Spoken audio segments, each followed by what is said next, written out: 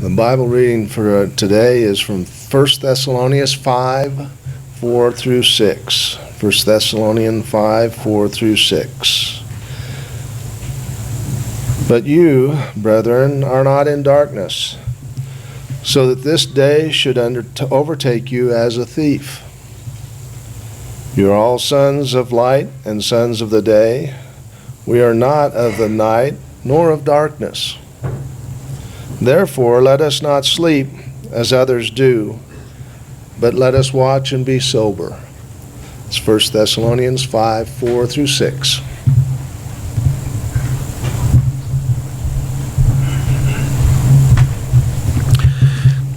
I just want to take a second, obviously it's 2019 and kind of gets everybody's attention, and this is probably the best time to tell you thank you. We were once new members here, Sarah and I, and now there's two more of us. And some of you may be new to being around this congregation, and we're just very, very grateful. All the forms of encouragement that you've given us, and this is, since I got the mic, that I'd use it and say that. But thank you, and that's just two words, and it's never enough. But thank you. So I heard a story a long time ago, and I'm going to start off and be pretty honest. I don't know if it's true, but I always liked it. But what I heard, it involved the Hindenburg. Some of you know about this, it was that dirigible or that Zeppelin. It was in 1937. I looked up some details about it. It was in New Jersey. And 100 people on board, and some of you know there's even a recording of the radio reporter watching them dock this dirigible, and it burst into flames, and 60 people survived, and of course about 40 passed away in the disaster. And the story that I heard, and this is the questionable part, that what I've told you so far is true, but I heard that there was a guy, I couldn't find it, so if you know about it, you have to let me know. There was a guy who was on the Hindenburg, and he survived, and he was so shook up by it, I guess he lived in New Jersey or something like that. I don't know, for whatever reason, he was so shook up by it, he left the United States and moved to Hiroshima. I don't know if that's true. Regardless of whether or not it's true, I think he's kind of in the back of my mind. It's a good reminder that if possible, try to avoid dangerous places. It's important to have the ability to tell the difference. This is safe, this is not. And I was getting ready for this, and I quickly jotted down, Ippy and Nancy are still working on that. We have to teach them this is dangerous, this is not. And then it hit me that all of us are working on that. As we get older, we get better at avoiding physically dangerous situations. We know about busy streets and things like that, and maybe minefields and things like that. But I think as we get older, we get worse at avoiding spiritually dangerous situations. So there's this place recorded in the Bible, and every time I read it, I think about Hiroshima. It's Sodom and Gomorrah. I'm going to read a few details from this. Genesis 19 is the first passage I'm going to be pulling from. But Sodom and Gomorrah were two cities. They were totally annihilated. And in Genesis 19:24, this is how it's described. I'm sure you're well aware of some of the events that led up to this, and God destroys these two towns, these two cities. In Genesis 19, verse 24, it says, "The Lord rained on Sodom and Gomorrah brimstone and fire from the Lord out of heaven." In fact, shortly after that describes Abraham seeing the aftermath. He says like smoke from a furnace drifting across the land. And if you were living there in Sodom or Gomorrah, it would have been nice to have some kind of warning. And of course, a few people did. Angels were sent to warn Lot. You look at verse 13, Genesis 19:13. I'm kind of working backwards. Genesis 19 verse 13, they say, we are about to destroy this place. So Sodom and Gomorrah are doomed. And then, I don't know if you remember, Lot warns his sons-in-law. This is Genesis 19:14. He goes over to them because he's gotten the heads up about this. And he says, get out of this place, for the Lord will destroy this city. And they don't take him seriously. I picture in their minds that they're thinking everything's fine. Tomorrow's going to be just like today. And even Lot, even himself, doesn't make the most of the warning. You probably remember, look at verse 16. He hesitated. Even when it's time to go, right now, he hesitates. So it's a clear warning from these angels, and Lot understood this is a dangerous place. But I would argue, this is what I'd like to maybe present for you to consider. I would argue there were indicators even before this about Sodom and Gomorrah. This is not the first time something bad happened there. If you go back to Genesis 14, I'm just going to skim this for the sake of time. Sodom and Gomorrah, I don't know much about their governments, but they did have kings. So Sodom had a king, and so did Gomorrah. And they were part of an alliance with 3 other kings. And this group of kings were in submission to this other king, he was the king of Elam. But basically what it came down to is these guys, Sodom and Gomorrah and their friends, their alliance, rebelled against this other one. I guess he was kind of hanging over him and trying to call the shots. And so he comes and he rises up and he attacks the rebels and he wins. And during this battle between the kings, 2 of the defeated cities are Sodom and Gomorrah. Here's Genesis 14:11. Here's the gist of it. This battle between kings. So the bad guys, I guess you could say, win. This is what they do to the rebels in Genesis 14:11. Then they took all the goods of Sodom and Gomorrah and all their food supply and departed. They also took Lot, Abram's nephew, and his possessions, and departed, for he was living in Sodom. And so you probably know that Lot's uncle Abram ends up rescuing him. But it seems like at that point, as he was coming home, after being kidnapped by these kings, being a prisoner of war, that it would cross Lot's mind to think, maybe we should move. We know a few things about Lot that reveal his character, and I'm going to rewind a little bit farther. Here's Genesis 13. This is back before the War of the Kings, when Lot is first looking the place over. You might think of it as kind of like some of you probably have recently gone house hunting or something like that. You're looking at the real estate. Well, Genesis 13, verse 10, Lot lifted up his eyes. This is when he's first making the decision to move there. Lot lifted up his eyes and saw all the valley of the Jordan, that it was well watered everywhere. This was before the Lord destroyed Sodom and Gomorrah, like the garden of the Lord. This is what Lot is thinking. Wow, this is a very lush place. Like the land of Egypt as you go to Zoar. This is a good spot. Verse 11. So Lot chose for himself all the valley of the Jordan, and Lot journeyed eastward. Thus they separated from each other. He's talking about his uncle. So his real estate criteria is pretty superficial. There's no record of the spiritual condition of Sodom and Gomorrah at this point, but I think this is kind of a glimpse of Lot's standard of measuring things, and it's this. Seems nice. And it probably looked nice when he was moving in, and it looked nice when he and his family were unpacking, and it probably even looked nice when he was being hauled away as a prisoner of war. But even then, you'd think at that point, he might have reconsidered. It seems nice, but maybe it's time to move. But he didn't. The war's over. He goes home, back to comfy Sodom and Gomorrah. And even though Sodom and Gomorrah had proven to be a dangerous place, Lot stayed. And I don't know, he may have told you, if you knew him back then, say, I know there's some problems here, but it just seems nice. And there are other indicators. The corruption becomes so bad, even before the literal meltdown of the whole place, he has to lock his doors to protect his guests at night. And during this confrontation, Lot sort of speaks up, but it's nothing really admirable. But I think the unspoken question in the air that night was this: Lot, what are you still doing here? War stomped through here. The corruption's out of control. This is a dark city. What are you doing here? Why are you still here? And he would have given you his reasons. My stuff's here. My job's here, my life's here. I don't know exactly what he said, but something along those lines. And later we see him again. He's sitting in the gate at Sodom, Genesis 19, verse 1. This is when the destruction is imminent. So here's Lot. In Genesis 19, verse 1, now the 2 angels came to Sodom in the evening, as Lot was sitting in the gate of Sodom. When Lot saw them, he rose to meet them and bowed down with his face to the ground. And he said, now behold, my lords, please turn aside into your servant's house and spend the night and wash your feet. Then you may rise early and go on your way. They said, however, no, but we shall spend the night in the square. And of course, he ends up talking them into staying with him. And so I think from a distant, Lot seems like a good guy living in a bad place. But as soon as it becomes obvious that the corruption has affected him too in some of his upcoming decisions, we don't know everything about Lot, but I think we can deduce one thing about him. He was bad at one thing in particular: location, location, location. And I might shake my head at Lot, but then it doesn't take me long to see that I'm a lot like Lot.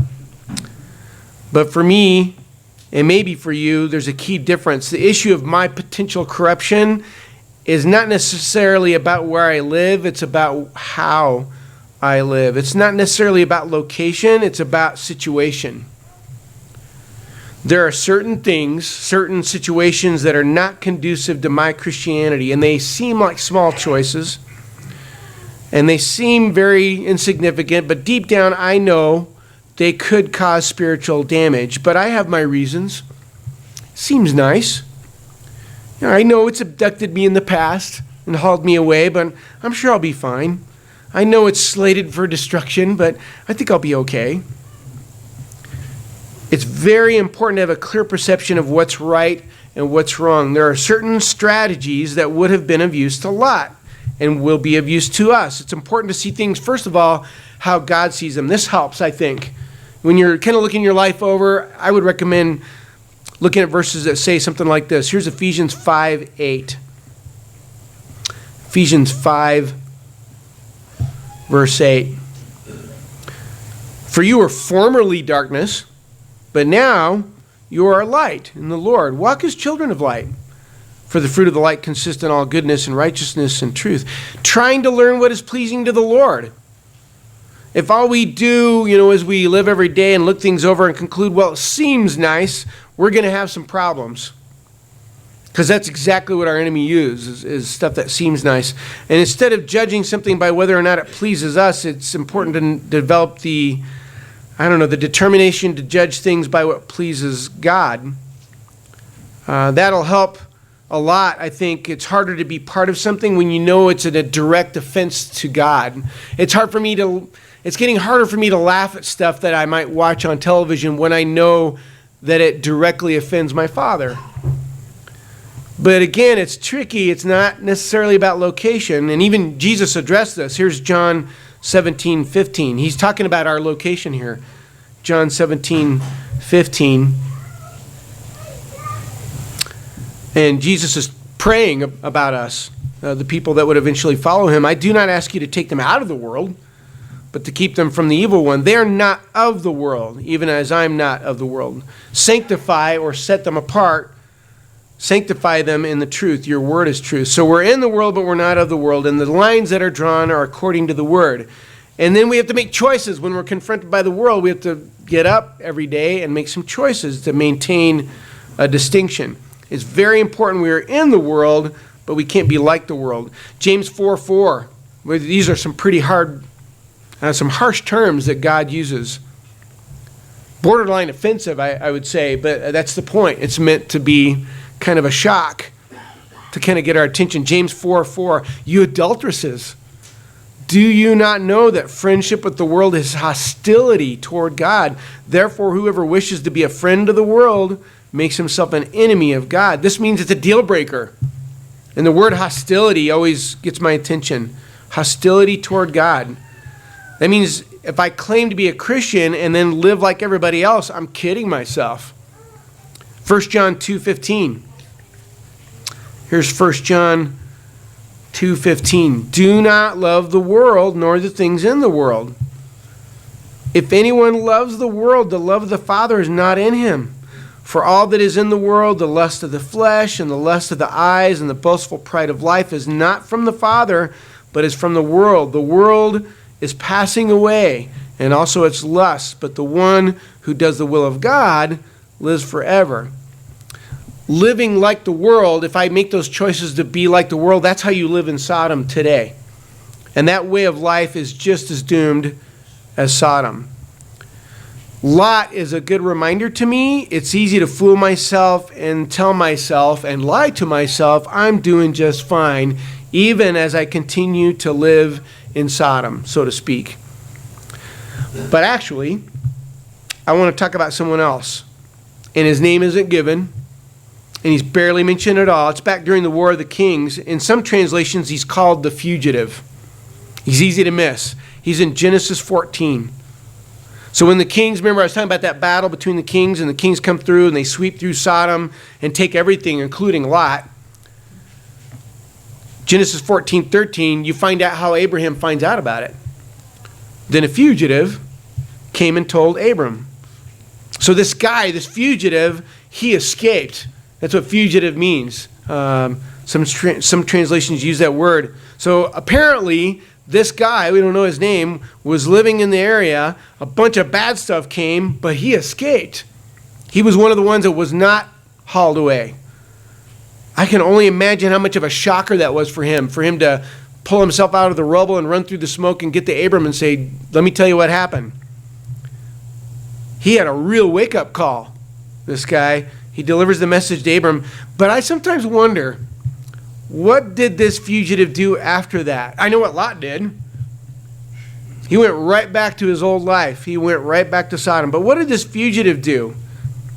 Did he go back to his old life?